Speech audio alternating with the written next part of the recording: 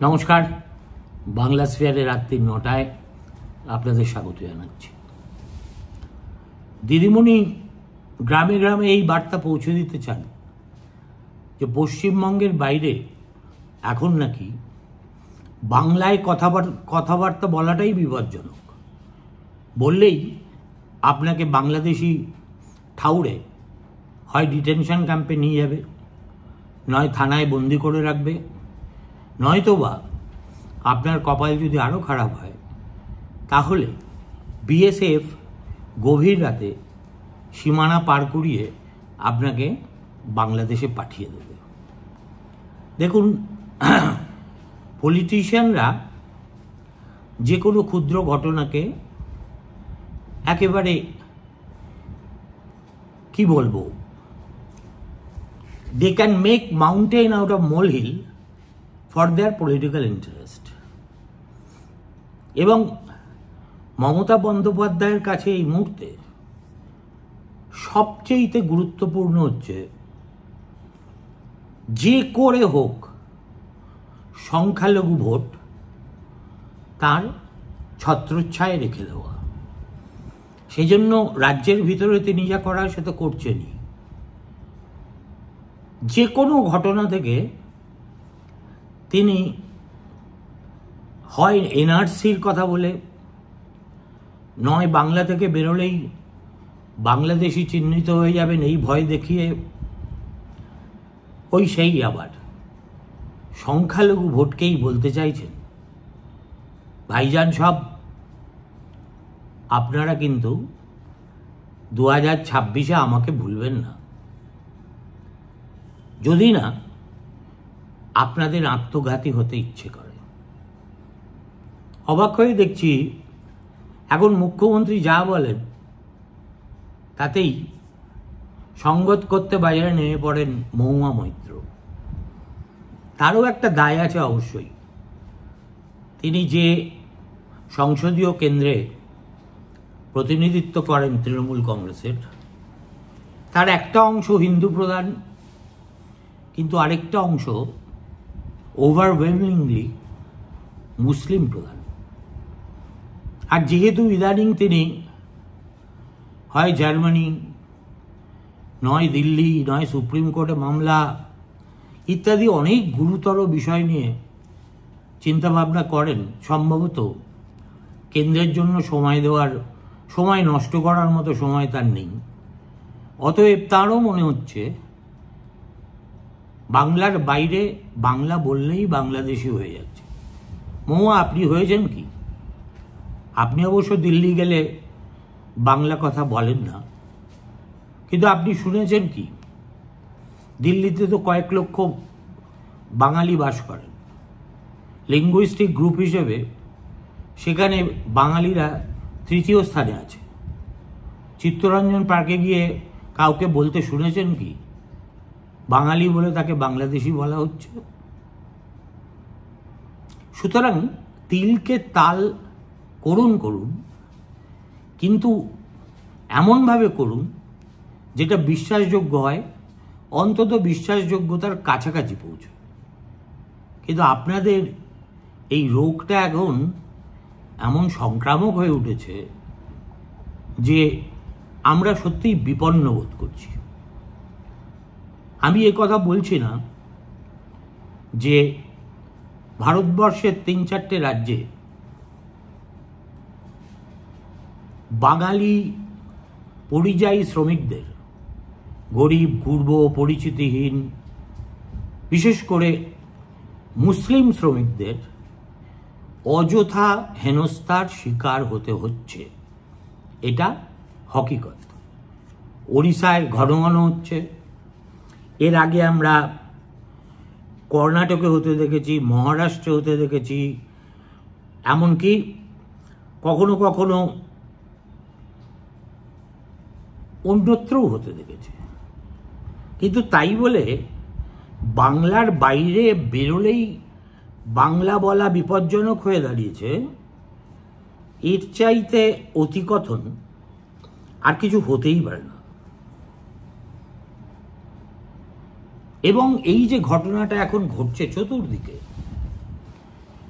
বাংলাদেশি চিহ্নিতকরণের কাজ এবং তাদেরকে স্বদেশে ফিরিয়ে দেওয়ার উদ্যোগ, এর একটা প্রেক্ষাপট আছে। সেই প্রেক্ষাপটের কোল্যাটারাল ড্যামেজ হয়ে গেছেন আমাদের রাজ্য থেকে যাওয়া সংখ্যালঘু পরিযায়ী শ্রমিকরা। 2 বছর আগে বা 1 বছর আগেও কিন্তু এইভাবে দিল্লি পুলিশকে, মহারাষ্ট্র পুলিশকে, গুজরাট পুলিশকে, ওড়িশা পুলিশকে আমরা বাংলাদেশি তারাও অভিযানে নামতে দেখিনি। হঠাৎ কি হলো যে তাদের এই তৎপরতা? গোটা ঘটনাটা ঘটছে হাসিনা পরবর্তী বাংলাদেশে যা হচ্ছে এবং বাংলাদেশের কেষ্টবিষ্টুরা যেভাবে ভারতবর্ষকে অপদস্থ করার জন্য আগে বা প্রাণ করিবেগ দান প্রতিযোগিতায় নেমেছেন, তার একটা জবাব দেওয়ার বাসনা হঠাৎ করে গোটা ভারতবর্ষ জুড়ে বইছে। কিন্তু একটা জিনিস খুবই উল্লেখযোগ্য, ভারতবর্ষে যত বেআইনি বাংলাদেশি অনুপ্রবেশকারী আছে তার 90% থাকে এই পশ্চিমবঙ্গে। কিন্তু এদের চিহ্নিত করার, ডিপোর্টেশন তো দূরের কথা, চিহ্নিত করার উদ্যোগটুকু কি ভুল করেও মমতা বন্দ্যোপাধ্যায়কে কেউ নিতে দেখেছে? আর এই 2026 সালের আগে কেউ নিতে দেখবে? এক সময় এই ইলিগাল ইমিগ্রেন্টরা তার ঘোর শত্রু ছিলেন। তিনি মনে করতেন সিপিএম এদেরকে ঢুকিয়ে দেয়, তারপর রেশন কার্ড, আধার কার্ড, পরিচয়পত্র, চাকরি বাকরি সব জোগাড় করে দেয় একটাই শর্তের বিনিময়ে, যে ভোট এলে কাস্তে হাতুড়ি তারা চিহ্নে ভোট দিতে হবে। এই নিয়ে উনি কত নাটক করেছেন সংসদের ভিতরে বাইরে, সব আমাদের স্মৃতিতে জলজল করে ভাসছে। আর এখন প্যারাডক্সিক্যালি এই বাংলাদেশি অনুপ্রবেশকারীরাই চতুর্থবারের জন্য তার নবান্নে ফেরার একটা ইম্পর্টেন্ট রক্ষা কবচ। এবং তিনি লক্ষ্য করছেন যে বাংলাদেশের পরিস্থিতির পরিপ্রেক্ষিতে এই যে বাংলাদেশি তাড়ানোর উদ্যোগ, সেটা একটা মানুষের বৈধতা পেয়ে যাচ্ছে। এই যে তিনি ইন্টেন্সিভ ভোটার লিস্ট সংশোধনের এত তীব্র বিরোধিতা করছেন কেন? কেননা এই রিভিশনের ঘোষিত উদ্দেশ্য হলো যারা সত্যিকারের নাগরিক তারা ভোট দেবে, আর যারা নাগরিকের ছদ্মবেশে ভোট দিয়ে আসছে তাদেরকে চিহ্নিত করে পগার পার করে দেওয়া হবে। অতএব কোনো অবস্থাতেই তিনি এই সংশোধনী প্রক্রিয়া বাংলায় হতে দেবেন না। আর এরপরেও তিনি আশা করবেন যে এই বাংলার সংখ্যাগুরু হিন্দুরা, তিনি বন্দ্যোপাধ্যায় পরিবারে জন্মেছেন বলে, শিবের দিকে মাথা করে ঘুমন বলে, এই যে তার চক্ষু লজ্জাহীন বেআইনি অনুপ্রবেশকারী তোষণ, এটাকে সব সময় মার্জনা করে দেবে হয়? কেউ বলছে না তো যারা বৈধ নাগরিক তাদেরকে আপনি একজনকেও বাংলাদেশে পাঠান, কিন্তু যারা তা নয় তাদের পাঠানোর ব্যাপারে আপনার এত তীব্র অনীহা কেন? তর্কের খাতিরে যদি ধরে নিই 2026-এ পাশা পাল্টে গেল, তাহলে আপনার অবস্থানও তো এদের সম্পর্কে সঙ্গে সঙ্গে পাল্টে যাবে। সুতরাং আজকে তারা আপনার রক্ষা কবচ হয়ে উঠেছে বলে সেটা দেশের স্বার্থের পরিপন্থী নয় বা রাজ্যের স্বার্থের পরিপন্থী নয়, এ কথা তো বলা যাবে না। দেখুন, একটা পোরাস বর্ডার, পশ্চিম ভারতবর্ষে দৈনিক যত লোক বাংলাদেশ থেকে ভারতে ঢোকে তার মধ্যে 55 থেকে 60% ঢোকে বাংলার সীমানা দিয়ে। কেননা এখানেই বাংলাদেশের সঙ্গে আমাদের সীমানা দীর্ঘতম, তার মধ্যে 500 কিলোমিটার সবচেয়ে ভালনারেবল জায়গাগুলো আপনি গায়ের জোরে বিএসএফকে জমি না দিয়ে অনুপ্রবেশের রাস্তা মসৃণ করবেন বলে খোলা রেখে দিয়েছিলেন। এগুলো সব লোকে জেনে গেছে। এখন এলকে আডবাণী একসময় বলেছিলেন বাংলাদেশি অনুপ্রবেশকারীদের মধ্যে যারা ভারতে প্রবেশ করেছে তাদের মধ্যে অন্তত 80 লক্ষ পশ্চিমবঙ্গে বাস করে। আচ্ছা, আডবাণীর জমানায় যদি 80 লক্ষ হয়, তাহলে আপনার জমানায় সেটা কোথায় গিয়ে দাঁড়িয়েছে আপনি কি তার হিসেব রাখেন? হিসেব রাখাটা কর্তব্য বলে মনে করেন? একটা জিনিস তথ্যগত এবং তাত্ত্বিকভাবে সত্য যে একটা গরিব দেশের, সেই দেশটার প্রতিবেশী যদি খুব গরিব হয় তাহলে স্বাভাবিকভাবেই কাজের সন্ধানে, রুটির সন্ধানে, রুজির সন্ধানে মানুষ যেখানে এই সুযোগগুলো পাওয়া যাবে সেখানে চলে যাওয়ার চেষ্টা করে। বাংলাদেশ থেকে অবৈধ অনুপ্রবেশ দীর্ঘদিন ধরে ঘটছে, কিন্তু বাংলাদেশিদের কারণে আমাদের দেশের নিরাপত্তা বিঘ্নিত হচ্ছে, এই ঘটনাগুলো সাম্প্রতিককালের। পরের পর অজস্র উদাহরণে তো আমরা সেটা দেখেছি। সুতরাং আপনি বাংলাদেশিদের দিকে তাকাবেন না, এমনকি আপনারই রাজ্যে যেই সব মৌলবাদী ইসলামিস্ট ফোর্স ঢুকে গিয়ে স্লিপার সেল হয়ে এখানকার মুসলিম অধ্যুষিত এলাকায় গন্ডগোল পাকানোর চেষ্টা করছে, তাদেরকে ধরার নির্দেশও কি আপনি পুলিশকে দিয়েছেন? দেননি। সুতরাং প্রথম কথা, এই যে যারা হেনস্থা হচ্ছেন তাদের প্রায় সকলেই মুসলিম,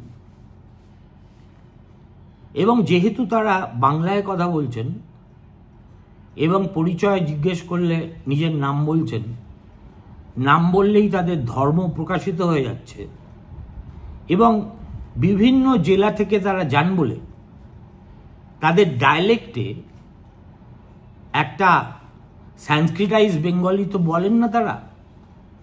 মুর্শিদাবাদের লোকেদের একরকম টোন, মালদার লোকেদের আরেক রকম টোন, দিনাজপুরের লোকেদের আরেক রকম টোন, দক্ষিণ 24 পরগনার আরেক রকম টোন।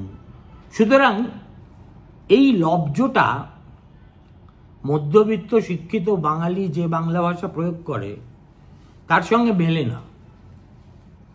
ফলে অনেক ক্ষেত্রেই ভিন রাজ্যের পুলিশের আশঙ্কা হয় এরা নিশ্চয়ই বাংলাদেশি। তারপরে পরিচয়পত্র দাখিলের একটা সমস্যা আছে। বৈধ পরিচয়পত্র থাকলে মুসলিম হওয়া সত্ত্বেও কতজন নিগৃহীত হয়েছেন বা হেনস্থা হচ্ছেন আমি বলতে পারবো না, কিন্তু আমি মনে করি ভারতের নাগরিক হিসেবে একজনেরও বৈধ ভারতীয় নাগরিকের হেনস্থা হওয়া উচিত নয়। যেখানে এই ধরনের ঘটনা ঘটছে, কঠোর ভাষায় তার নিন্দা করা উচিত এবং রাজ্য সরকারের তৎপর হয়ে সমস্ত যেসব রাজ্যে এগুলো ঘটছে তাদের মুখ্যমন্ত্রীকে, তাদের মুখ্য সচিবকে, প্রয়োজনে পুলিশ কর্তাকে বারে বারে সাবধান করে দেওয়া উচিত যে thus far and no further. আপনি তো সোশ্যাল মিডিয়া নিয়ন্ত্রণ করার জন্য অমিত শাহকে লম্বা চিঠি লিখতে পারেন, কিন্তু ওড়িশার মুখ্যমন্ত্রীকে একটাও চিঠি লিখেছেন কি? কিংবা দেবেন্দ্র ফাড়নবিসকে বা গুজরাটের বর্তমান চিফ মিনিস্টারকে? মুখ্য সচিব শুনেছি ওড়িশার মুখ্য সচিবকে একটা চিঠি লিখেছেন, কিন্তু শুধু ওড়িশায় তো হচ্ছে না। তার মানে you want to exploit the tragedy of a few people as an opportunity, political opportunity for you. সুতরাং আপনার এই যে সহমর্মিতা সেটাও সাসপেক্ট। কারণ সত্যিই যদি আপনি এত দরদি হবেন তাহলে আপনার তো উচিত সবার আগে প্রত্যেকটা মুখ্যমন্ত্রীকে নিজে টেলিফোন করে বলা যে ভাই এসব কি হচ্ছে, স্টপ ইট। আপনি যখন ওই কি যেন ইদানিং হয়েছে প্ল্যানিং কমিশনের জায়গায় তার মিটিং হবে এবং সেখানে রাজ্যের অভিযোগ জানানোর সুযোগ পাওয়া যাবে, তখন আপনি সেখানে যাবেন না। এই যে আমাদের পশ্চিমবঙ্গের মানুষকে বাইরে কাজ করতে গেলে হেনস্থা হতে হচ্ছে, তার প্রতিবাদ করে প্রধানমন্ত্রীকে একটাও চিঠি লিখেছেন? কিংবা অমিত শাহকে, কিংবা বিজেপির সভাপতিকে লেখেন? কেননা in every problem you see an opportunity of politically exploiting it. কিন্তু এটা তো গেল, কতজন রেকর্ডেড হয়েছেন অ্যাজ হ্যারাসড। আমি এইসব সরকারি দস্তাবেজ ঘাঁটাঘাঁটি করে দেখলাম, এটা বাৎসরিক হার হচ্ছে 1500 থেকে 1600। আর পশ্চিমবঙ্গ থেকে কতজন পরিযায়ী শ্রমিক জীবিকার সন্ধানে বাইরে যান সেই ফিগারটা জানেন? আপনি না একটা ভুল করে সেম সাইড খেলা খেলে ফেলেছেন। আপনার এই যে প্যান্ডেমিকের পরে হঠাৎ মনে হয়েছে যে আরে বাবা, এত মাইগ্রেন্ট লেবার বাইরে যায়, এদের প্রতি আমাকে দরদ দেখাতে হবে এবং সেজন্য সংশ্লিষ্ট বিভাগে আপনি একটা পোর্টাল খুলে দিয়েছেন। সেই পোর্টালে ভলান্টারিলি 22 লক্ষ বাঙালি পরিযায়ী শ্রমিক নাম লিখিয়েছেন। নাম লেখাননি, এদের সংখ্যা কত কেউ তা জানে না। দুটো যদি যোগ করা যায়, যারা স্বেচ্ছায় জানিয়েছেন আর যারা এখনো জানাননি বা কোনো কারণে জানাবেন না বলে মনস্থ করেছেন, এই দুটো সংখ্যা যদি এক করি তাহলে সেটা ন্যূনতম 30 লাখ মিনিমাম হবে। 30 লাখ লোকের মধ্যে 1600 লোক বাৎসরিকভাবে হেনস্থা হওয়া অঙ্কের হিসেবে তো খুব অকিঞ্চিতকর, মানবতার হিসেবে ভয়ঙ্কর, কিন্তু অঙ্কের হিসেবে কোনো হিসেবেই আসে না। তা সত্ত্বেও কেন এরকম পরিস্থিতির উদ্ভব হয়েছে, কি কারণে হঠাৎ বাংলাদেশের বিরুদ্ধে কর্ণাটকের মানুষ, দিল্লির মানুষ, ওড়িশার মানুষ এতটা ক্ষিপ্ত হয়ে উঠলেন, তার কারণ অনুসন্ধান না করে আপনি একদম ওই একটা পাখি আছে যারা বহু উচ্চতায় ওড়ে,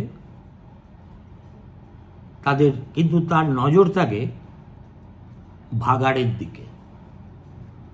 শবদেহ আছে কিনা সেটার তককে তককে থাকে। আপনার কাছে এ রাজ্যের মুসলিম সম্প্রদায় ওই ভাগাড়ের লাশ ছাড়া আর কিছুই নয়, এবং সেই উপলব্ধিটা ধীরে ধীরে সংখ্যালঘুদের একাংশের মনে বদ্ধমূল হচ্ছে এবং নানাবিধ প্রতিক্রিয়ার মধ্যে দিয়ে সেটা পরিষ্কার হচ্ছে। আপনি যত বেশি করে এটা বুঝতে পারছেন, ততই যেন আপনাকে আরো মরিয়া, আরো মরিয়া, আরো মরিয়া হতে দেখা যাচ্ছে। আমার রাজ্যের একজন মানুষও ওড়িশায় গিয়ে, কর্ণাটকে গিয়ে, গুজরাটে গিয়ে, মহারাষ্ট্রে গিয়ে হেনস্থার মুখে পড়ুক, আমি তো চাই না। কিন্তু মানুষ কেন যায়? 2011 সালের সেন্সাসে পশ্চিমবঙ্গ থেকে পরিযায়ী শ্রমিকের বাইরে যাওয়ার সংখ্যা কত ছিল জানেন? 5,08,000। আর 2025 সালে সেটা কত হলো? আপনার ওয়েবসাইট যদি কোনো ইঙ্গিতবাহী হয়, আপনারই ওয়েবসাইট, আপনারই সরকারের, তাহলে 22 লক্ষ স্বঘোষিত, 5.8 লাখ আর 22 লাখ, জাম্পটা 4 গুণেরও বেশি। এই ফালতু দরদ দেখিয়ে আসল কারণটা আপনারা মানুষকে ভুলিয়ে দিতে চান। এত সংখ্যক মানুষ নিজের ভিটেমাটি ছেড়ে, বউ বাচ্চা ছেড়ে, একটা জন্মগত মাটির টান ছেড়ে কেন বাইরে যায়, সেই কারণটাকে যদি অ্যাড্রেস করতেন, অন্তত চেষ্টাও করতেন, তাহলে আজকে এই পরিস্থিতি সৃষ্টিই হতো না।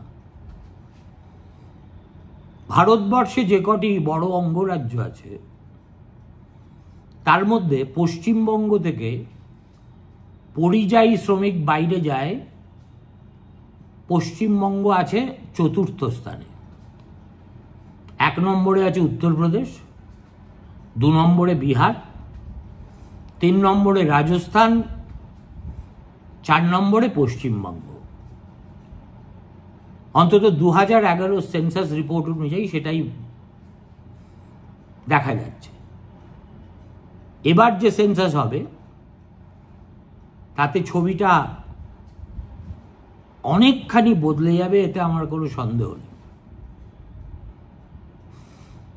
সুতরাং গোড়ায় জল না দিয়ে আপনি যদি শাখা প্রশাখায় মন দিতে চান, দিন, আপনার চয়েস। কিন্তু আপনার সহানুভূতি, সমবেদনা সঙ্গে যে একটা ক্রূর রাজনৈতিক অঙ্ক জড়িয়ে থাকে, সেটা অত্যন্ত দুঃখের এবং বাঙালি হিসেবে কিছুটা বিষণ্ণতার। আগামীকাল মানুষ কেন পরিযায়ী হয়, তথ্য প্রমাণ দিয়ে আমি সে কথা বলার চেষ্টা করব আরেকটা এপিসোডে। নমস্কার, ভালো থাকবেন।